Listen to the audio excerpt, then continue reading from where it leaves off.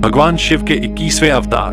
नमः शिवाय। आज हम भगवान शिव के 21वें अवतार हरपाल देव जी की कथा सुनेंगे। हरपाल देव जी, जिन्होंने झाला वंश की स्थापना की, एक महान योद्धा और शिव भक्त थे।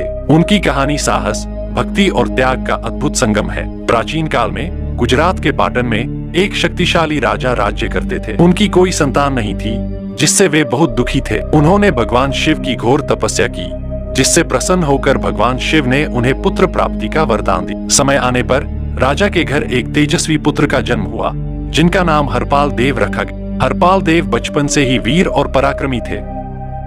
उन्होंने शस्त्र विद्या और युद्ध कला में शीघ्र ही निपुणता प्राप्त कर युवावस्था में हरपाल देव ने अपने पराक्रम से आसपास के क्षेत्रों में अपनी धाक जमा ली। उन्होंने अन्याय और अत्याचार के खिलाफ आवाज उठाई और निर्बलों की रक्षा की। उनकी वीरता और न्यायप्रियता से प्रभावित होकर अनेक लोग उनके साथ जुड़ गए। हरपाल देव ने झाला वंश की स्थापना की, जो आगे चलकर एक शक्तिशाली साम्राज्य बना।